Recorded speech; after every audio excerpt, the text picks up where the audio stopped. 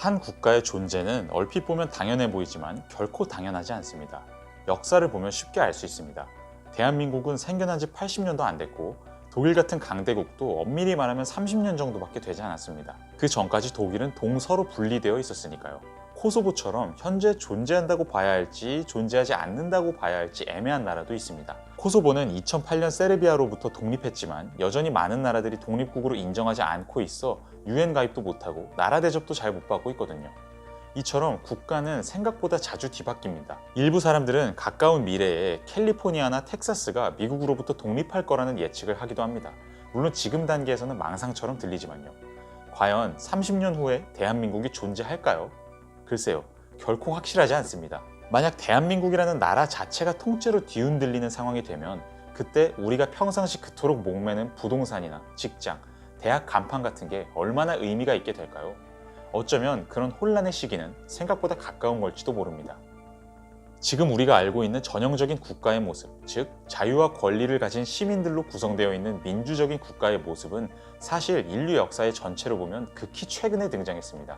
그 과정에서 엄청나게 중요한 역할을 했던 사건 중 하나가 영국의 명예혁명이었는데요.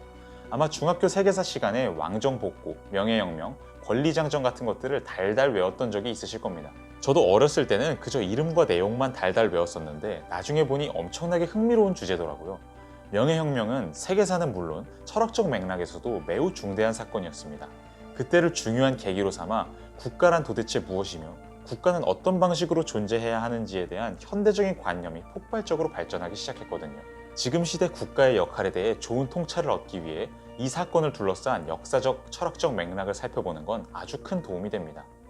1600년대 초 영국의 왕이었던 찰스 1세는 왕권 신수설을 주장하며 왕이 의회보다 위에 있으면서 수많은 특권을 갖고 정부를 운영하는 체제를 펼쳤습니다. 그의 불만을 품은 사람들은 왕권이 제한되고 의회가 어느 정도 독자적인 권력을 가져야 한다고 주장했습니다. 결국 왕권을 수호하는 왕당파와 의회를 옹호하는 의회파 사이에 내전이 벌어지게 됐고 지방 기득권층 젠트리 출신인 올리버 크롬웰을 중심으로 한 의회파가 승리하여 결국 찰스 1세가 처형당하고 의회 중심의 정부가 수립되는 사상 초유의 결과가 발생합니다. 당시 유럽에서는 왕권을 강력하게 신봉하는 사람들이 많아서 나라 안의 내전으로 왕이 쫓겨나고 처형까지 당하는 일은 수많은 사람들에게 엄청난 충격을 줬습니다. 그런데 새로 정권을 잡은 크롬웰은 자신의 종교였던 청교도의 정신을 지나치게 강조하며 사람들에게 너무 꽉 막힌 근검 절약과 규율을 강요하고 카톨릭 및 다른 기독교 종파를 강력하게 탄압하며 비합리적인 군사 독재를 펼쳤습니다. 그러자 불만을 품은 사람이 많아졌고 결국 의회 사람들이 힘을 합쳐 처형된 찰스 1세의 아들 찰스 2세를 프랑스에서 데려와 왕위에 앉혔습니다. 이게 바로 그 유명한 영국의 왕정복고죠. 그 후 잠시 동안 영국은 왕과 의회가 적절한 힘겨루기를 하면서 운영됐습니다. 그런데 하필이면 그 뒤를 이어 왕위에 오른 찰스 2세의 동생 제임스 2세가 독실한 카톨릭 신도였다는 게 문제가 됩니다. 당시 영국은 아예 개신교 국가로 정체성을 확립하기 시작한 지 오래였고 카톨릭은 강력하게 배격당해서 카톨릭 교도는 아예 정치에 참여하는 것조차 금지됐을 정도였습니다. 그런데 국왕이 카톨릭 교도였던 겁니다. 여기까지는 의회 사람들이 그냥 참고 넘어갔는데 하필 제임스 2세가 50살이 넘어 늦둥이 아들을 낳으면서 아들까지 카톨릭 교도로 만들어 나중에 왕위를 넘겨줄 그림을 그립니다. 이걸 도저히 참을 수 없었던 의회 사람들은 개신교 국가인 네덜란드의 당시 통치자이자 제임스 2세의 사위였던 빌럼 3세에게 제임스 2세를 몰아내고 대신 영국 왕이 되달라고 부탁합니다. 이에 응한 빌럼 3세는 실제로 군대를 끌고 가 영국에 입성했고 의회에 의해 이미 거의 오픈되어 있었던 영국은 저항도 별로 하지 않고 바로 빌럼 3세를 새로운 왕으로 받아들입니다. 그는 윌리엄 3세라는 이름으로 영국 왕이 된 후 의회가 제안한 권리장전이라고 불리는 말하자면 국가를 운영하는 기본 규칙이 담긴 문서라고 볼 수 있는 것을 승인합니다. 권리장전에는 왕의 권한을 제한하고 의회를 보호하는 내용이 많이 포함되어 있습니다. 왕이 의회의 동의 없이 마음대로 법을 바꾸거나 법 집행을 막을 수도 없도록 했고 의회 동의 없이는 상비군을 운영할 수 없도록 했으며 의원들이 의회에서 특정한 발언을 했다고 해서 그걸 빌미삼아 고발당하는 일을 막았습니다. 또한 권리장전에는 의회뿐만 아니라 시민 개개인을 보호하는 내용도 들어있었습니다. 의회 동의가 없는 세금은 내지 않아도 될 권리를 명시했고 개인에게 잔혹하거나 과도한 형벌을 내리는 일을 금지했거든요. 이로써 영국에서는 세습에 의해 정해지는 왕의 역할이 예전보다 상당히 많이 제한되고 시민들을 대표해서 뽑힌 의원들이 국가 운영을 주도하는 조건이 마련됐으며 이전에는 개개인이 왕을 위해 봉사하는 존재로 여겨졌다면 이제는 개개인이 자기 자신의 권리를 갖고 살아가는 존재로서 공식적으로 인정받게 됩니다. 이 명예혁명과 권리장전 승인은 자유롭고 평등한 개개인이 모여 국가를 운영해 나가는 시민사회라는 아이디어에 초석을 다진 사건으로 널리 평가받습니다. 철학과 관련해 재밌는 사실은 윌리엄 3세가 제임스 2세를 몰아내려고 네덜란드에서 영국까지 군대를 이끌고 갈 때 그가 탔던 배에는 철학자 한 명이 함께 타고 있었다는 겁니다. 바로 존 로크입니다. 로크는 현대 정치 사상과 자유주의의 흐름에 가장 큰 영향력을 끼친 철학자 중 한 명으로 알려져 있는데요. 원래 로크는 철학과 의학을 전공하고 평범한 대학교 연구원으로 일하고 있었습니다. 그런데 왕정에 반대하는 정치운동을 벌인 셰프츠베리 백장의 병을 치료해주면서 그와 인연을 맺어 그의 비서로 일을 하게 됩니다. 그런데 셰프츠베리가 왕에게 반역을 꾀한다는 명목으로 체포됐다가 사망하면서 로크도 반란 혐의로 기소되고 대학교 연구원직에서도 잘리게 됩니다. 이에 신변의 위협을 느낀 로크는 네덜란드로 망명합니다. 당시 네덜란드는 영국의 왕정에 반대하는 사람들이 모인 망명 집결지였거든요.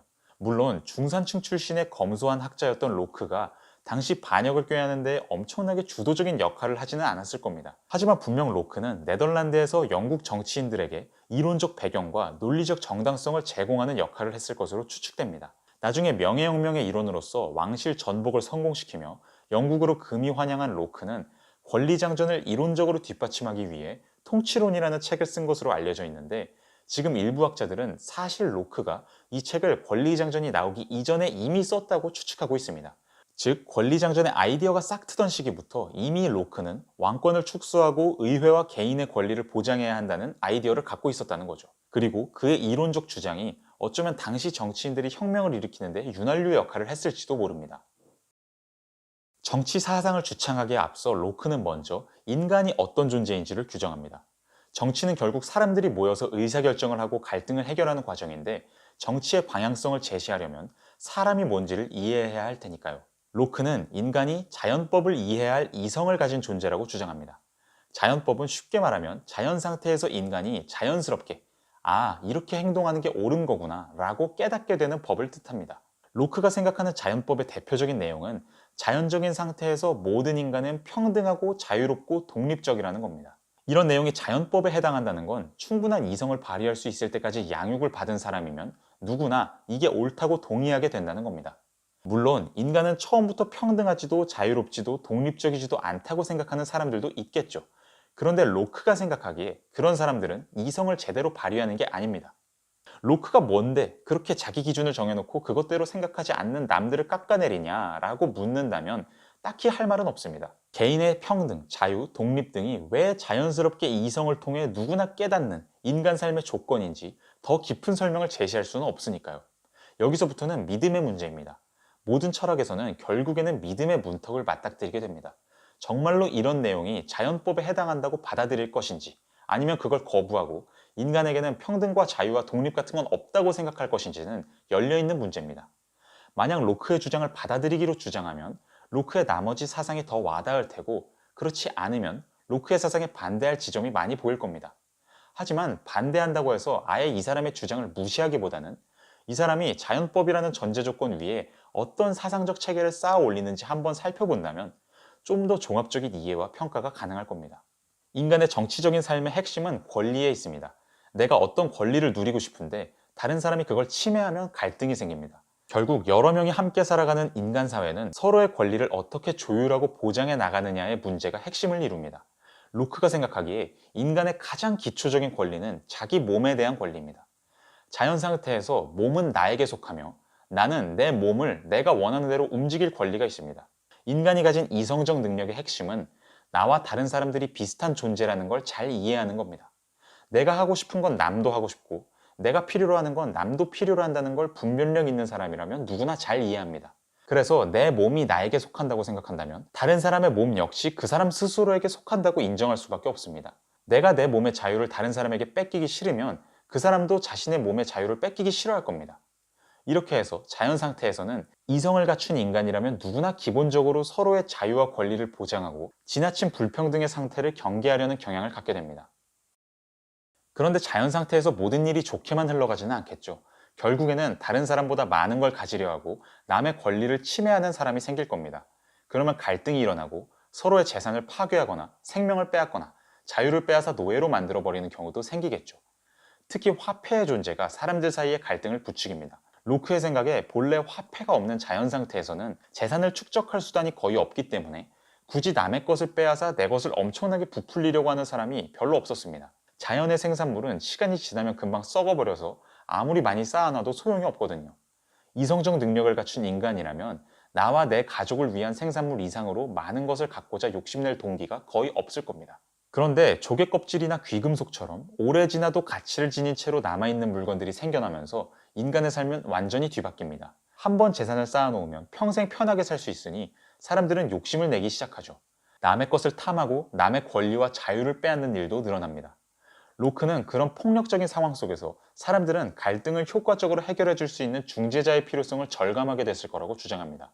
처음에는 주변에 지혜로운 사람, 모든 당사자가 신뢰할 수 있는 사람을 중재자로 뽑았을 겁니다.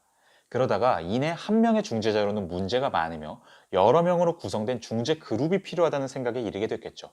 한 명의 사람은 편파적 시각을 가질 우려가 많고 온갖 공작에도 취약할 테니까요. 그래서 결국에는 어느 정도 규모와 권력을 갖춘 판결 기관이 필요하다는 생각을 하게 되고 그 판결 기관을 운영하는 정해진 규칙도 필요하다는 걸 깨달았을 겁니다. 몇몇 사람들이 나쁜 마음을 먹고 그 기관을 사적인 이익을 위해 이용하지 못하게 말이죠. 여기서 결국 갈등 조정의 핵심은 몇 사람이 마음대로 운영하지 못하는 공공적인 정해진 규칙을 따라 판결을 내리는 기관을 만드는 데 있다는 걸 알 수 있습니다. 그런데 그러다 보면 그 기관이 따르는 공공적인 규칙을 만드는 게 엄청나게 중요한 일이 되겠죠. 그렇게 해서 사회의 가장 중요한 기관으로 입법부가 세워집니다. 법을 만드는 곳이죠. 그리고 법을 만들게만 해서는 부족하고 그 법대로 사회에 필요한 일들을 집행할 기관도 필요하니 실무적인 권력을 가진 행정부 역시 세워집니다. 이게 로크가 생각한 기본적인 정부의 구조입니다. 자연 상태에서 일어나는 불합리한 갈등을 조정하고 사람들의 손해를 최소화하기 위해 공공의 규칙을 세우고 그 규칙대로 사회를 운영하는 기관이 바로 정부인 거죠. 이때 정부는 어디까지나 고유한 권리를 가진 개개인이 좀 더 나은 삶을 위해서 자신의 권력을 양도해서 생겨난 기관에 불과합니다. 즉, 자연 상태에서 살아갈 수도 있었을 한 사람 한 사람이 굳이 중재기관에게 권력을 맡겨서 커다란 권력을 가진 정부가 탄생했다는 거죠. 이렇게 정부가 가진 권력의 기초는 구성원 한 명 한 명이 가진 권력에 있기 때문에 정부는 반드시 구성원들의 이익을 보호하는 방향으로만 그 권력을 사용해야 합니다. 애초에 그러라고 권력을 정부에게 맡긴 거니까요. 정부가 존재하는 사회에서 인간의 삶은 반드시 자연 상태에서의 삶보다 더 나아야 합니다. 그렇지 않을 거면 그냥 자연 상태에서 사는 게 더 합리적일 테니까요. 로크가 말하는 자연 상태는 반드시 기술 발전이 없는 열악하고 원시적인 사회만 뜻하는 게 아닙니다. 그는 공통의 정부가 없는 모든 상태를 다 자연 상태라고 부릅니다. 즉, 만약 지금으로부터 100년 정도 후에 무정부주의 사회가 건설된다면 그 사회는 엄청나게 진보된 기술 문명을 누리겠지만 로크의 용법에 따르면 자연 상태에 해당하는 겁니다. 또한 외계인 집단이 나타나서 지구의 인류와 외계인 사이에 공통의 정부가 존재하지 않는 상태가 되면 그 상태 또한 자연 상태입니다. 이런 관점에서 생각해보면 자연 상태에서 사는 것보다도 더 열악한 환경에서 살아가도록 만드는 정부가 인류 역사에서는 언제나 많이 존재해 왔다는 걸 알 수 있습니다. 극도로 억압적인 독재를 통해서 사람들이 가진 자유를 엄청나게 침해하거나 지배계층이 피지배계층을 착취하면서 사치스러운 생활을 하거나 소수의 특권층이 타인을 노예로 부리면서 최소한의 몸의 자유마저 박탈한 경우 등등 이성적 분별력을 갖춘 인간이라면 자연 상태로 돌아가는 것이 더 낫겠다라고 판단할 만한 사회가 항상 있어 왔죠. 로크의 사상은 상당히 혁명적인 면모를 갖습니다. 혁신적이라는 의미가 아니라 실제로 그의 사상은 혁명의 가능성과 정당성을 강하게 옹호합니다. 로크는 정부가 구성된 사회는 자연 상태보다 더 나아야 하며 만약 그렇지 않은 경우 사람들에게는 그 사회로부터 탈퇴할 자유가 있다고 주장합니다. 더 나아가 정부가 사람들의 재산을 빼앗거나 파괴하거나 사람들을 독단적인 권력의 노예로 격화시키려 한다면 정부는 스스로가 사람들과의 전쟁 상태에 돌입하는 것이며 사람들은 그 폭력에 맞서 스스로를 지키고 정부를 공격할 권리가 있다고 주장했습니다. 로크 이전에 왕권 신수설을 강하게 옹호했던 사람들 중에서는 왕과 일개 신민 사이에는 근본적인 서열 차이가 있기 때문에 아무리 왕이 폭력을 행사해도 신민은 방어하는 선에서만 그쳐야지 결코 왕을 공격해서는 안 된다고 주장하는 사람들이 있었습니다. 하급자가 상급자를 공격하는 것은 자연의 섭리에 어긋난다는 논리였습니다. 그런데 로크는 이런 논리를 맹렬하게 비판하면서 공손하게 방어만 하면 결국 녹초가 되어 쓰러지고 말 것이다 라고 주장합니다. 방어만 했다가는 내게 피해를 끼치는 상대가 계속해서 재무장해서 다시 공격할 테고, 그렇게 계속 맞기만 하면 언젠가는 쓰러질 수밖에 없다는 거죠. 그래서 로크는 진정한 방어를 위한 기본 조건은 바로 공격이라고 주장합니다. 내가 내 생명과 이익을 진정으로 지키기 위해서는 내게 위협이 되는 대상을 공격해서 무너뜨릴 수 있어야 한다는 거죠. 이런 주장은 만약 정부가 지나치게 억압적이라고 한다면 사람들에게는 폭력을 사용해 정부를 전복할 권리가 있다는 주장이라고 볼 수 있습니다. 국가의 정부는 단지 왕 대 왕끼리의 다툼을 통해 혹은 귀족들끼리의 의사결정을 통해서만 뒤바뀌는 게 아니라 국민 한 명 한 명으로부터 출발하는 저항을 통해서도 뒤엎어질 수 있다는 걸 분명히 한 거죠. 이렇게 로크의 정치 세상은 얼핏 보기에는 개인의 자유, 평등, 독립이라는 자연법의 기초에 이성과 상호 존중을 통한 갈등 해결을 중시하는 점잖고 부드러운 사상 같지만, 사실 그 이면을 들여다보면 폭력적인 혁명의 가능성을 옹호하는 매우 대담하고 급진적인 면모가 있습니다. 아마 이러한 이론적 논리로 무장한 채 그는 목숨을 걸고 네덜란드로 망명해 명예혁명에 참여했을 겁니다. 물론 로크가 약간의 불편함만으로 시도 때도 없이 폭력적인 혁명을 일으키는 것을 옹호한 건 아닙니다. 오히려 로크는 일반 시민들은 아무리 정부가 무책임하고 독단적인 정책을 펼쳐도 웬만한 건 참고 견디면서 기존의 관습에 따르려는 습성이 있으며, 그렇기 때문에 대다수 국민이 이제는 진짜 문제다 라고 느낀다면 그건 정말로 정부가 큰 잘못을 오랫동안 저지른 것일 가능성이 높다고 주장합니다. 그렇게 불만이 쌓이고 쌓였을 때 참다 못해 일어나는 시민 중심의 혁명은 정당하다는 거죠. 조금 내 마음에 안 든다고 기존의 사회적 합의를 자의적으로 깨뜨리려고 하는 건 오히려 사람들 사이의 합의와 규칙을 통해 운영해 나가는 로크의 자유주의 사회 이념에 어긋나는 게 됩니다. 과연 지금 시대에 우리는 아주 급진적인 혁명이 필요할 만큼 암울한 사회에 살고 있을까요? 과연 지금 국가는 국민의 이익을 보호해야 하는 기능을 제대로 하지 못하고 우리를 자연 상태만도 못한 처지로 몰아내고 있는 걸까요? 아마 대다수 국민은 그렇게까지 국가의 현실이 암울하다고 생각하지는 않는 것 같습니다. 지금 시대에 필요한 건 아직까지는 폭력적인 혁명보다는 적절한 소통과 합의를 통한 지속적인 변화라는 생각이 드네요. 그런데 언젠가는 매우 급진적인 사건이 필요해질 수도 있습니다. 지금 우리가 익숙하게 알고 있는 국가의 틀 자체가 뒤바뀌어 버리는 사건을 통해서만 문제를 해결할 수 있는 상황이 될 수도 있습니다. 아마 매우 높은 확률로 그렇게 될 겁니다. 지금까지 역사에서 그런 일은 항상 반복되어 왔으니까요. 지금 시대에는 불행을 개인의 잘못 혹은 개인의 책임으로 여기는 문화가 상당히 많이 발달해 있습니다. 불행을 겪는 사람을 볼 때 네가 노력이 부족해서 그런 거다, 네가 그렇게 하지 말았어야지 라는 생각을 가장 먼저 하는 사람들이 꽤 많습니다. 그러나 때로 불행은 개인의 차원을 훨씬 더 뛰어넘습니다.